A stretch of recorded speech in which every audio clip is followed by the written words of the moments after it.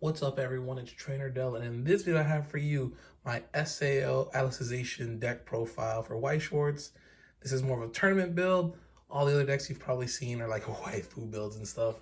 And this is my first, I think I made like a Rid Archer deck kind of way back in the day in like volume 1 of Unlimited Blade Works. And then I think before that I had like an Angel Beats constructed deck. That's long gone by now. But that's what got me into the game, basically Angel Beats, SAO, and Fate. Years later, I really took interest into the Alicization Volume 2 set. I've opened up so much boxes.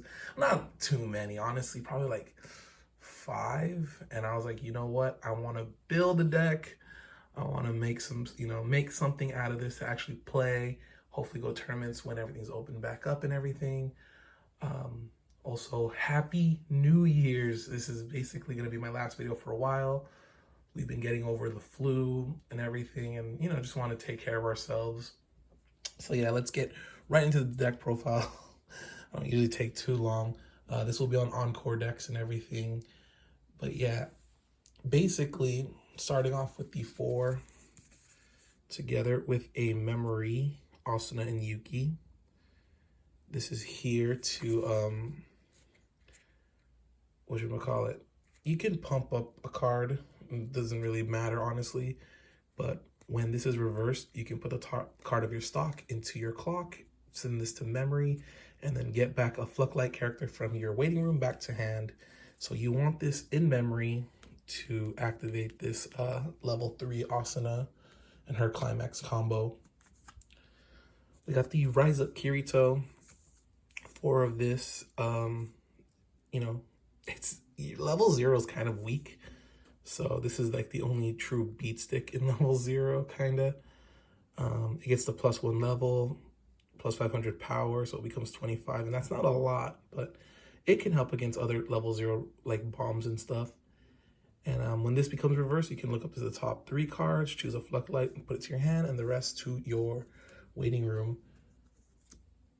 Living on the administrator, living on memories, kind of does the same thing, but when this is reversed, you pay 1 stock, put this into your clock, and look up to the top 5 cards, and choose 1 character and put it to your hand, the rest to waiting room. Basically, the level 0 game, you want to just try to get this into memory, and you want to try to get these into your hand for level 1, especially this too.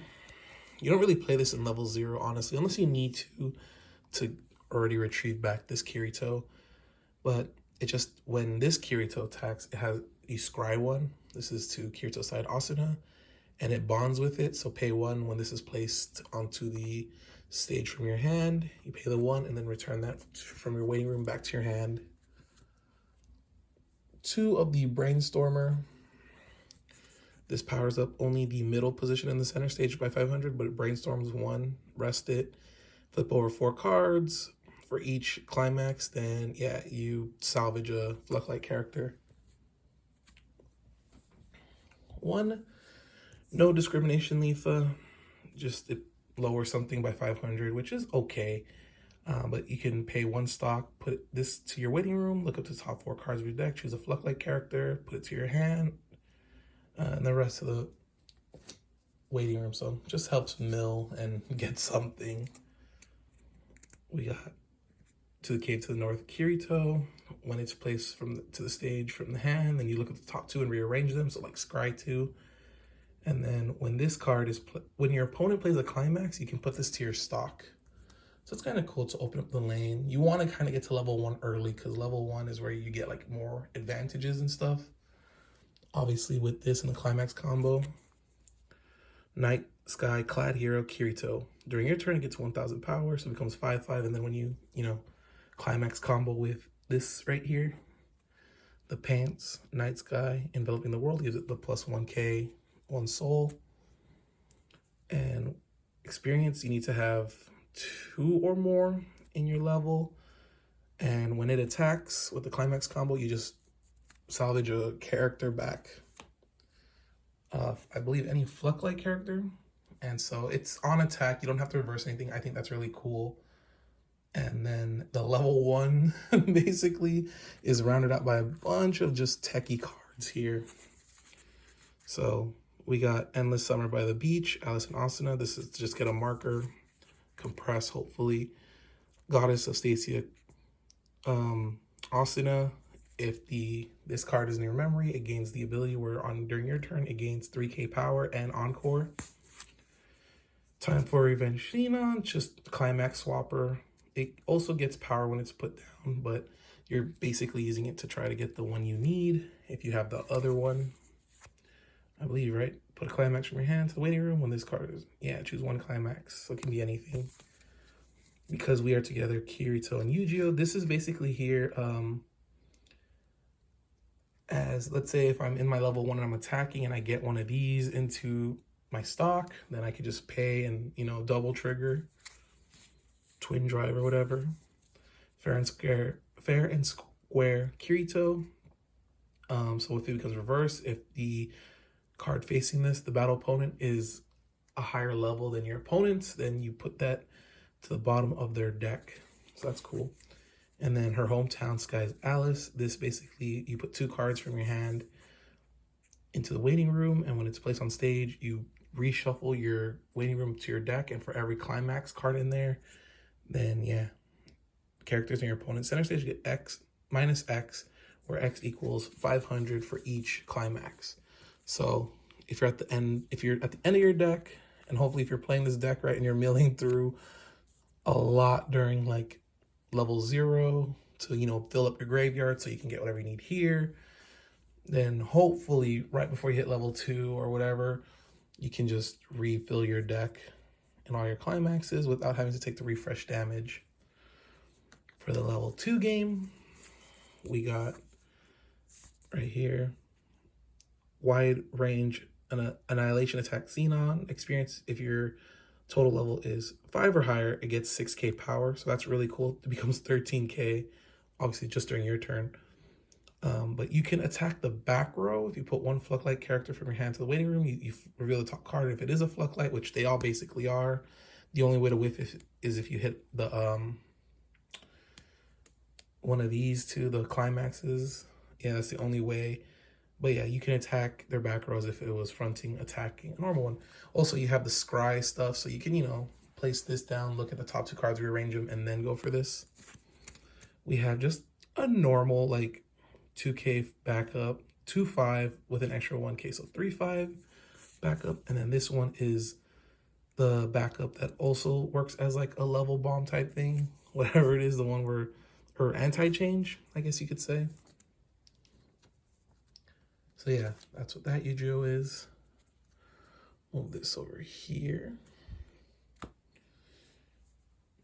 We have the Uneasy Night Alice.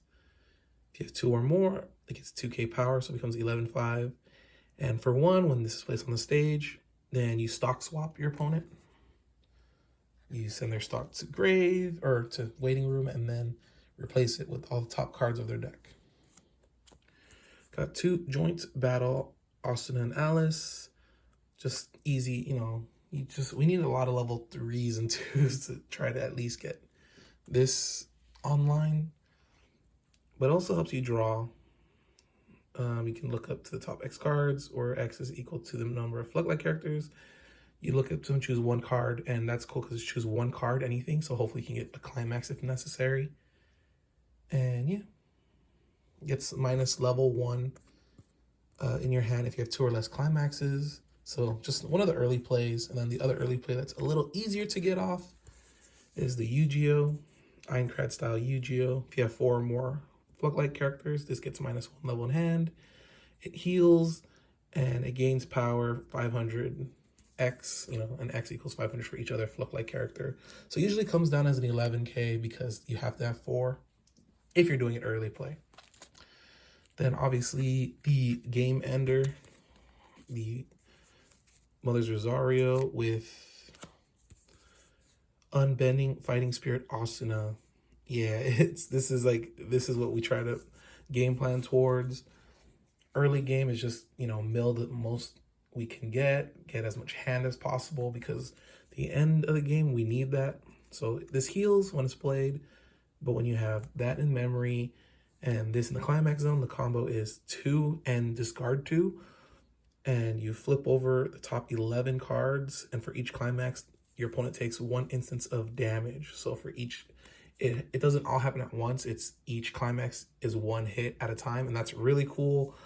It just hits really well, and then of course its own attack. So if you play right, you can even get like 2 triggers of this off when you hit level 3, because you're just trying to build stock mainly in the level 1 game.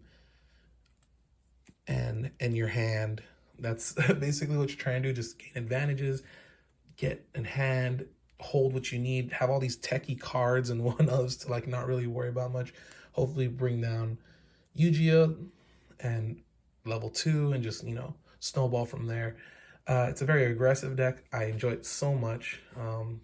Yes, there's like little plays you gotta, you know, do like this. Like you need to have this online. If you don't draw into it, or if it gets clocked a whole bunch, it hurts, and then you're gonna have to like late game do it, and it's awkward. But you can attack with it late game to build a stock, and then, you know, have 2 of this on board and do what it needs to do.